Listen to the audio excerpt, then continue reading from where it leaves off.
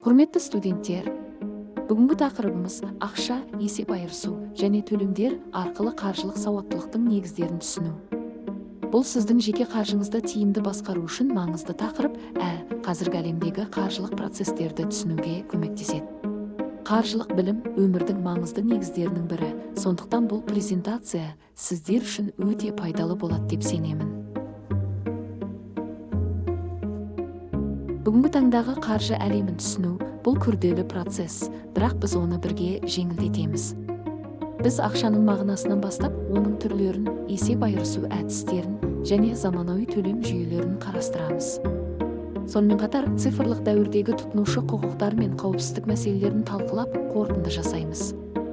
Бұл білім сізге қаржылық өміріңізде дұрыс шешім қабылдауға көмектеседі. Ақша жай ғана қағаз немесе цифр емес, ол экономиканың қозғаушы күші. Оның 4 негізгі функциясы бар.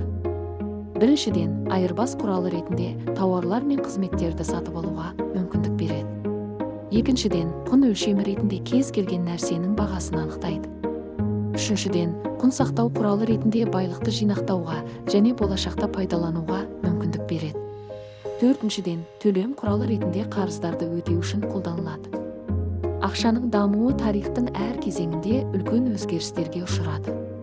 Бастапқыда біз қолма-қол ақшаны, яғни монеталар мен қағаз ақшаны қолдандық.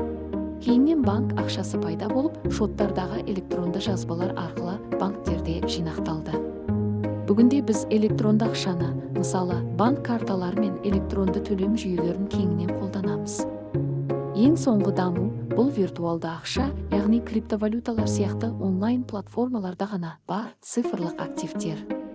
Қолма-қол ақша бұл дәстүрлі төлем әдісі, яғни тиындар мен қағаз купюралар. Ол көбінесе шағын транзакцияларда қолданылады. Ал қолма-қол емес төлемдер бұл қазіргі экономиканың негізі. Оған банк карталары, электронды төлем жүйелері және мобильді төлемдер жатады. Бұл әдістер жылдам, қауіпсіз және кең таралған. Қазіргі әлемде көптеген транзакциялар осылай жүзеге асырылады. Бұл бізге ыңғайлылық пен тиімділік береді. Күнделікті өмірде біз көптеген төлем жүйелерін қолданамыз.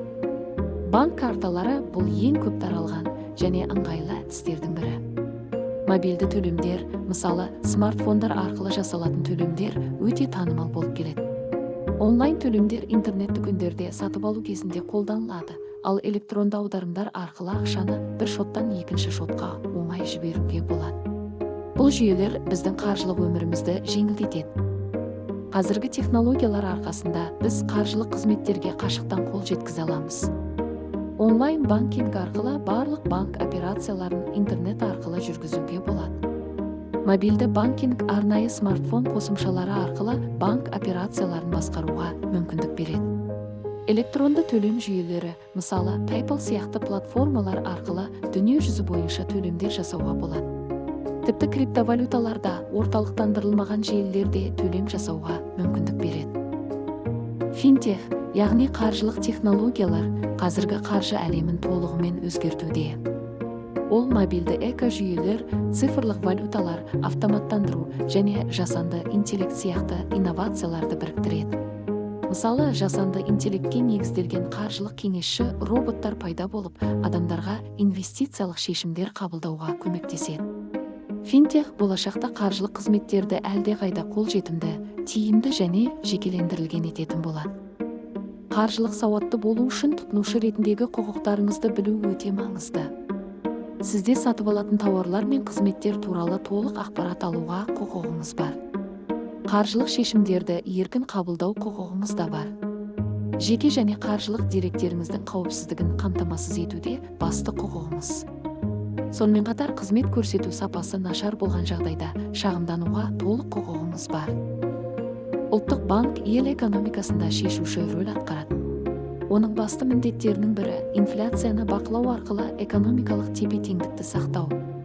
Сонымен қатар, ол екінші деңгейлі банктердің сенімділігін қамтамасыз етіп, қаржы жүйесінің тұрақтылығына кепілдік береді.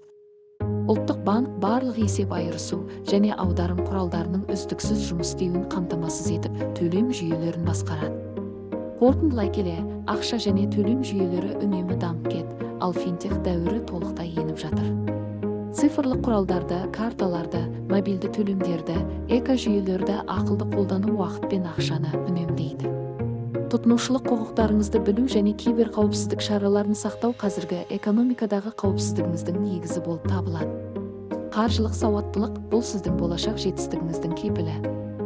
Назарларыңызға рахмет.